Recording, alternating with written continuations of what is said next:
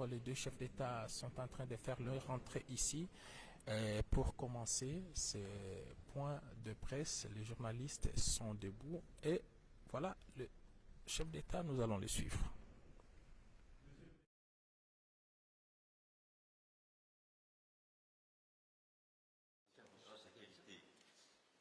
Je veux d'abord vous redire tout le bonheur que nous avons de vous avoir en France. Monsieur le Président, je sais que les premiers jours, les premières heures de cette visite se sont magnifiquement passées et d'ailleurs traduisent, je dirais, la complétude de nos relations et de nos ambitions. Il y a un an, lorsque je me suis rendu à Kinshasa pour ma première visite en République démocratique du Congo, vous m'avez accueilli en ami.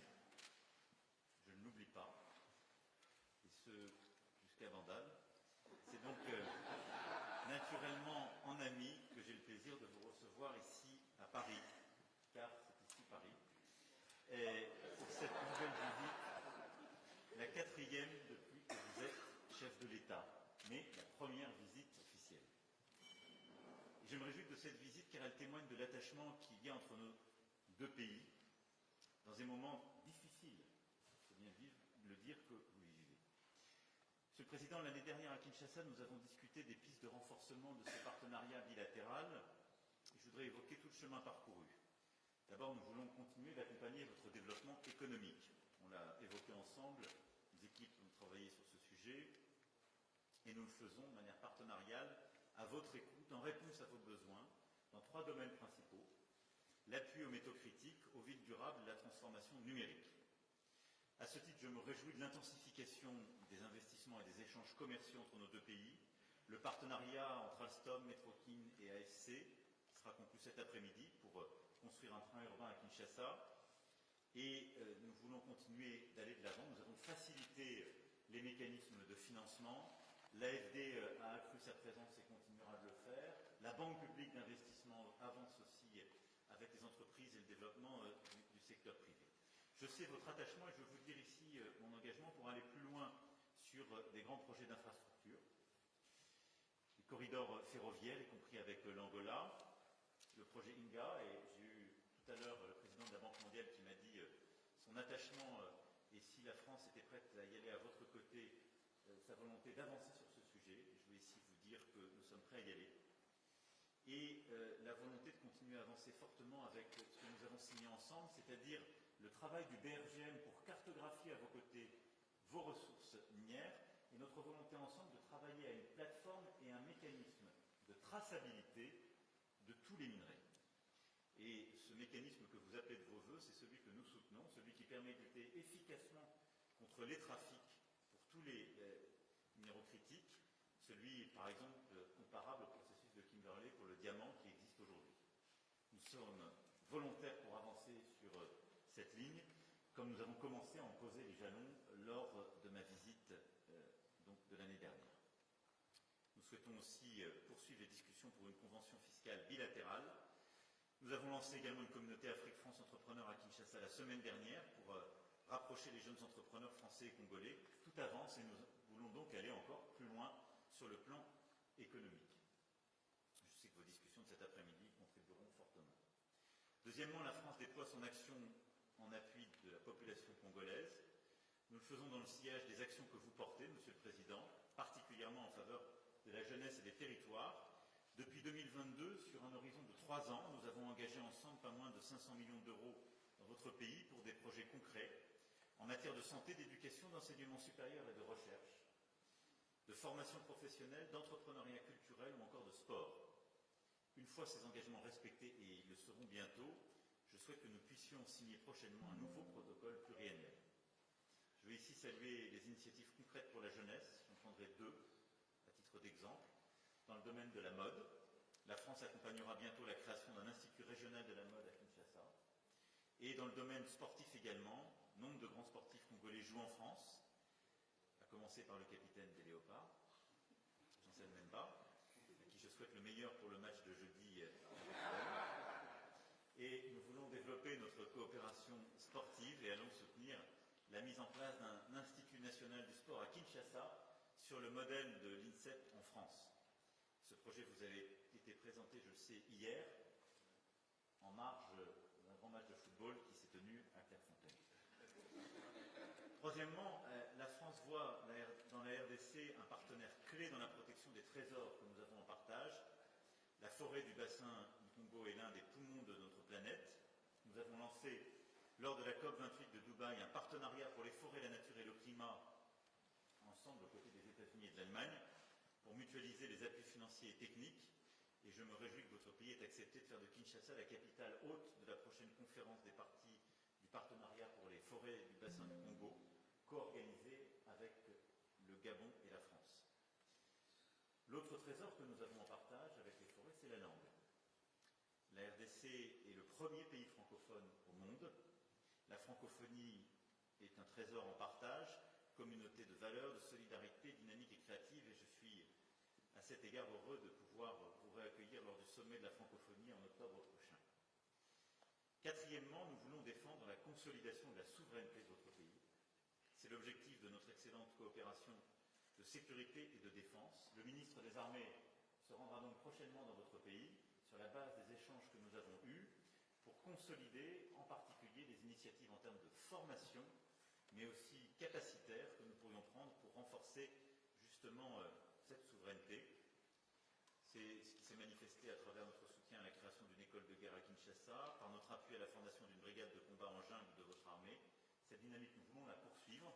Elle est clé, y compris pour donner une crédibilité à ce partenariat minier et au retour plein et entier de votre souveraineté dans toutes les régions de votre territoire. Et c'est pourquoi nous voulons être à vos côtés pour ces objectifs de défense et de sécurité. Et donc le ministre des Armées fera le suivi dans les prochaines semaines en se rendant à vos côtés.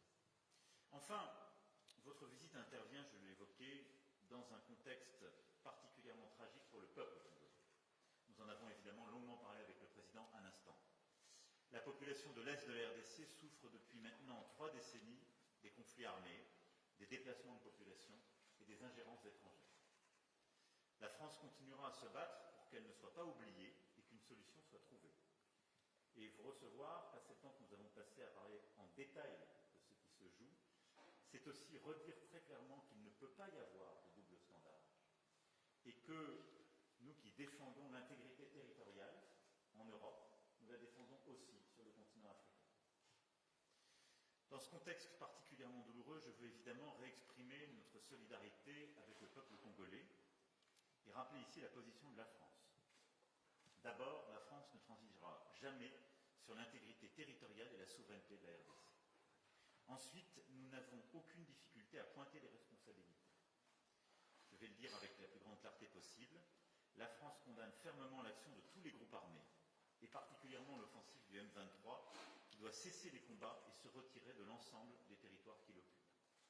Tous les groupes armés, je dis bien tous, doivent être désarmés progressivement, démobilisés. Et c'est un recours plein et entier à votre souveraineté qui doit s'en suivre. Le Rwanda, je l'ai redit au président Kagame dans un échange récent, doit cesser son soutien au M23 et retirer ses forces du territoire congolais. Je lui ai redit et je le rappellerai dans les prochains jours. Et l'urgence est à la désescalade.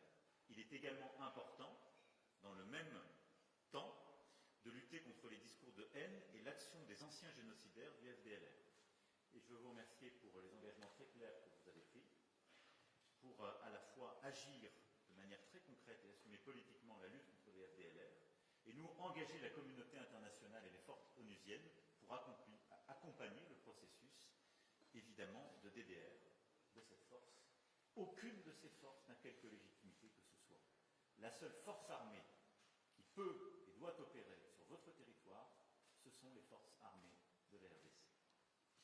La France salue l'engagement de la RDC à mettre fin aux agissements du FDLR, l'encourage à mettre en œuvre cet engagement et nous sommes avec plusieurs autres alliés à vos côtés, vous le savez, pour mettre en œuvre cette avancée. Enfin, la France s'est attachée aux processus diplomatiques régionaux. Nous pensons que la priorité doit être au dialogue et à la recherche d'une solution diplomatique sous l'égide du président angolais Lourenço. Et nous soutenons cet agenda. Je souhaite qu'il puisse maintenant porter ses fruits de manière très concrète sur le plan justement des décisions sécuritaires et politiques. Et j'ai dit au Président, nous allons très fortement l'appuyer, nous réengager, et je souhaite que d'ici à la fin de l'été, nous puissions avoir des initiatives pleinement conclusives pour sortir de la situation que vous connaissez depuis trop de temps. Voilà, Monsieur le Président, cher Félix, ce que je souhaitais dire aujourd'hui. Je tiens une nouvelle fois à saluer votre présence, qui est celle d'un ami, du président du plus grand pays francophone au monde, mais aussi du président d'un grand pays d'Afrique où se jouent beaucoup des questions sécuritaires, mais aussi beaucoup des questions de développement économique, naturel, et que nous accompagnons et accompagnerons dans la durée. Vous pouvez compter sur la détermination de la France. Merci beaucoup. Merci beaucoup, Monsieur le Président, cher Emmanuel. Merci d'abord pour l'accueil qui me rend un peu jaloux, parce que à Kinshasa, on n'avait pas fait pareil. Là, je crois que la France nous a battus. Donc nous avons une revanche à prendre. Et donc, vous êtes cordialement à nouveau invité en République démocratique du Congo, cher ami.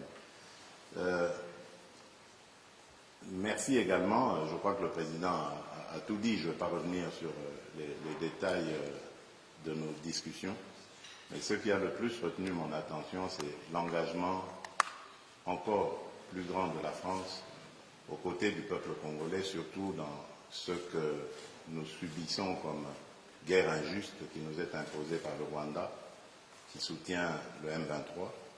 Et je pense que avec les discussions qu'on a eues aujourd'hui, une lueur d'espoir pointe à l'horizon. On peut compter, je peux le dire, c'est un risque que je prends, mais je l'assume. On peut dire qu'on peut compter sur la France qui sera à nos côtés pour trouver cette paix. Parce que de la paix dépendra maintenant beaucoup d'autres choses, notamment le développement par l'investissement des opérateurs économiques français dans tout ce qu'il y a comme opportunité à saisir en République démocratique du Congo. Ici, on a parlé des minerais critiques, mais on a également parlé des infrastructures, et principalement du grand projet d'Inga, ce projet qui me tient à cœur et qui a beaucoup d'intérêt manifesté en ce moment. Et la France veut être aux premières loges pour nous accompagner dans la réalisation de ce projet. Et je crois que nous avons eu une très très belle discussion. Et moi, de mon côté, je peux dire, j'ai eu un excellent séjour. Avant de rencontrer le président Macron, j'ai rencontré plusieurs représentants de la classe politique française, des institutions françaises, et ça s'est très très bien passé au Sénat, à l'Assemblée nationale, et ce matin au ministère de la Défense. Je repars très satisfait et très optimiste quant à l'avenir des relations franco-congolaises. Que vivent d'ailleurs ces relations franco-congolaises. Monsieur le Président, encore une fois, merci.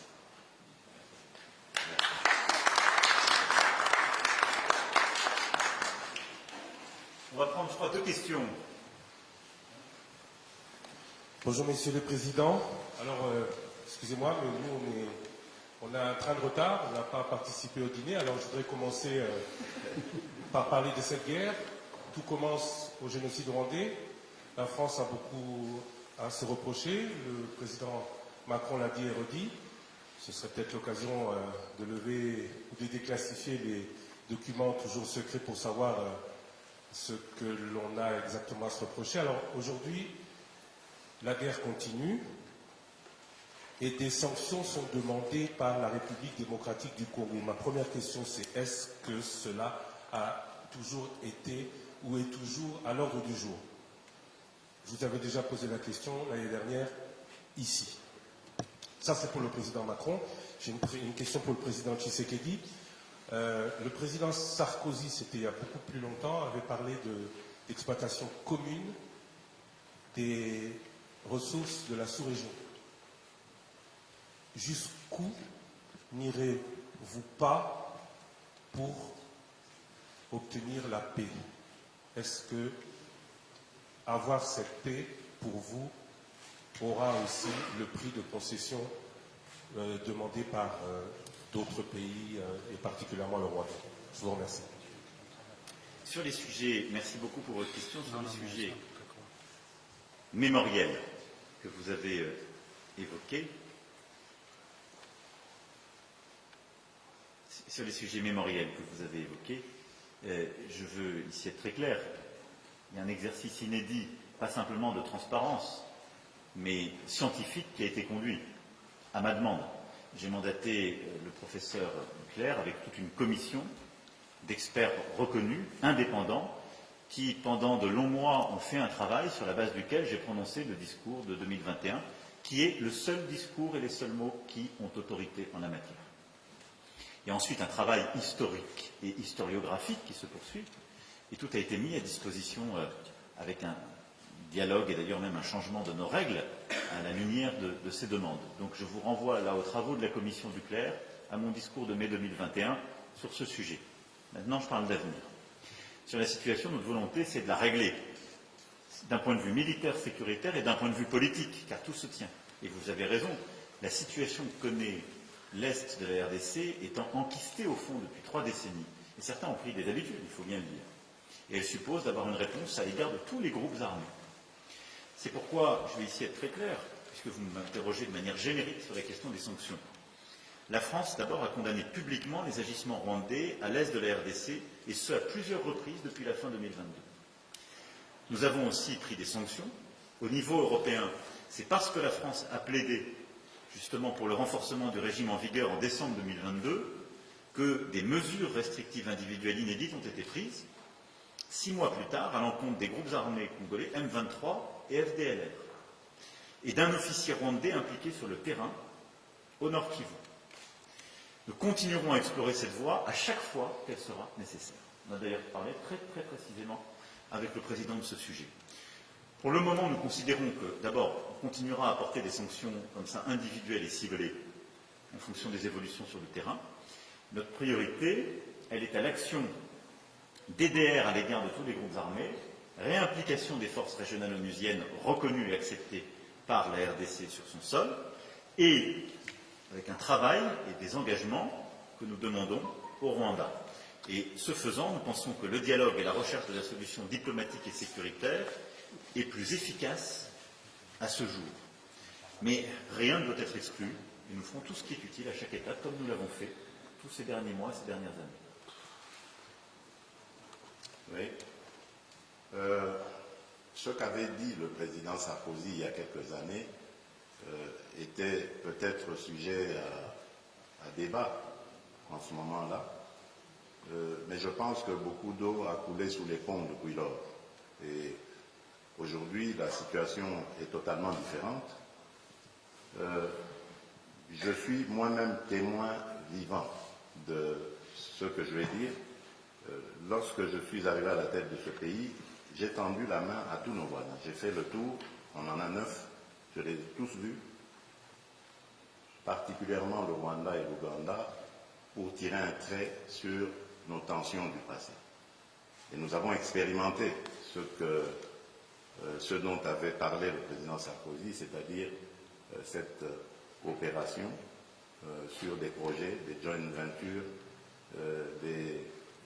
une coopération qui allait mettre ensemble nos pays et déboucher sur le bien-être de nos populations. Mais j'ai été payé en monnaie de singe. Je ne vous l'apprends pas. Vous le savez, nous avons été poignardés dans le dos par le Rwanda qui, au lieu de se contenter de cette proposition que je faisais, qui allait garantir une transparence dans les échanges et garantir aussi le principe gagnant-gagnant dans cette collaboration, ils ont préféré continuer ce trafic illicite qu'ils mènent sur le sang du peuple congolais. Et cela me rend donc plus réfractaire à l'idée de pouvoir rééditer cette expérience. En tout cas, du moins, tant que sera à la tête de ce pays le président Kagame. Peut-être que les choses évolueront, qui sait, mais en ce moment, malheureusement, le rêve du président Sarkozy n'est pas réalisable en République démocratique du Congo. Bonjour, James André, France 24. Alors, au fond, j'ai une question qui est pour vous deux présidents, d'ailleurs. C'est-à-dire qu'en fait, on voit que le processus de Luanda patine depuis maintenant un an. On peut dire que la situation dans le Nord Kivu est pire aujourd'hui qu'elle l'était il y a un an, avec le M23 qui a avancé, qui entoure Goma. Il n'y a pas de dialogue. Vous venez finalement de le dire à l'instant, monsieur Tshisekedi, vous ne voulez pas parler à Paul Kagame pour l'heure. Donc, ma question est d'abord, pour vous, qu'est-ce qu'il faudrait pour que bien vous vous mettiez à la table et que ces discussions puissent reprendre? Et, Monsieur le Président Macron, je voudrais savoir si vous pensez aujourd'hui que la France, qui est engagée à la fois au Rwanda, on le sait, fortes relations diplomatiques et militaires, et la RDC, peut encore, on va dire, peser sur ce processus qui, on le voit, se porte très mal. Il y avait eu avant cela le processus de Nairobi qui lui aussi s'était terminé en échec. Donc comment peut-on sortir de ce nœud, à la fois que peut faire la France et qu'il faudrait-il pour que vous alliez parler comme M. Kagame? Mais vous l'avez dit, monsieur le journaliste, en parlant de Goma, vous avez dit que Goma est presque totalement asphyxié. C'est fait exprès parce qu'ils ont profité d'un moment d'accalmie, moment que nous avons saisi pour donner la chance à la paix, à la demande de nos partenaires, pour avancer leurs troupes et ainsi essayer de couper la ville de Goma de tout approvisionnement, l'asphyxier et donc pouvoir la prendre. Je peux vous garantir que nous sommes en train de travailler pour que cela n'arrive pas. Et tant que cette situation sera comme elle est, ce sera impossible de parler. Vous ne pouvez pas parler avec quelqu'un qui vous maintient le couteau à la gorge. Ce n'est pas possible. Donc, vous avez compris, pour avoir l'éventualité ou la possibilité de discussion, il faut que la situation évolue. C'est-à-dire, il faut que l'armée rwandaise, qui actuellement se trouve sur le sol de mon pays, et non le M23, parce que le M23, c'est une coquille vide que le Rwanda brandit, il faut que l'armée rwandaise ait quitté le sol congolais. Alors à ce moment-là, oui, ce sera possible de discuter, mais discuter pour désormais s'entendre sur le fait que le Rwanda n'a plus rien à venir faire en République démocratique du Congo au niveau militaire. D'abord, je voudrais défendre quand même le travail qui est fait par l'Angola et son président, parce que j'ai toujours critiqué les processus, mais enfin, ils méritent d'exister et il n'y a pas beaucoup de concurrents.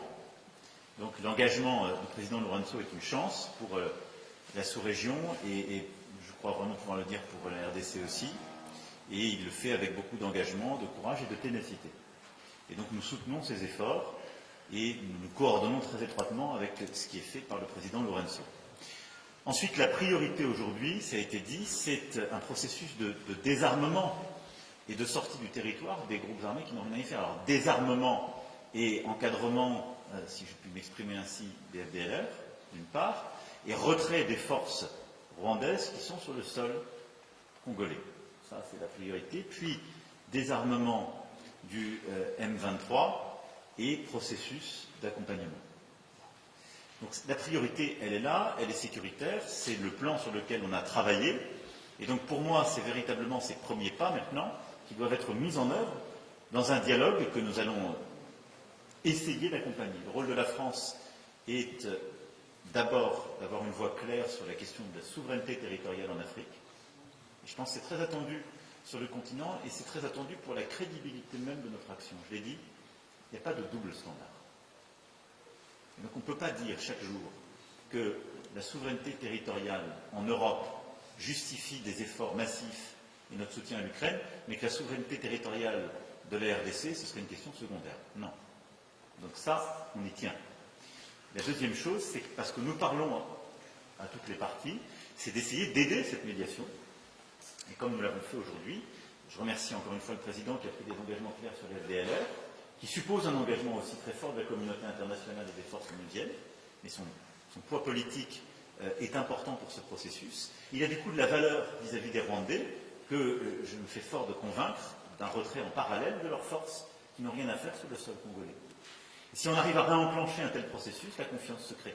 Je suis très prudent, parce que vous avez raison de rappeler que les derniers mois ont plutôt été vers un accroissement des tensions. Mais il nous faut réengager. Le rôle de la France est celui-là, c'est de le faire avec beaucoup de transparence, avec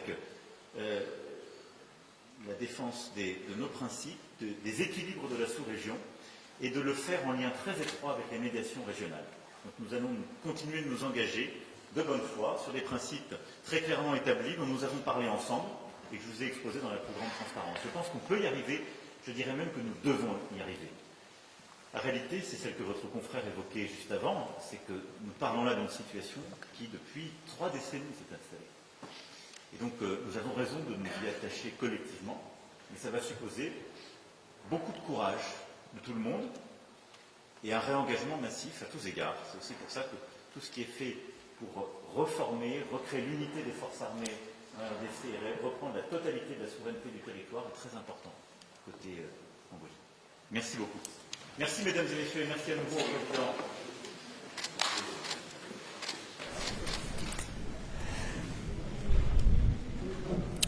Et voilà, nous venons donc là de suivre la conférence de presse co-animée par le président Félix Tshisekedi et son homologue Emmanuel Macron. On a retenu cette volonté commune de pouvoir trouver une solution à ce qui se passe en République démocratique du Congo et le président Tshisekedi s'est montré plutôt optimiste. À l'issue de cette entrevue, il ne nous reste plus qu'à vous dire merci de nous avoir suivis. Nous allons vous retrouver dans les tout prochains jours. Merci et au revoir.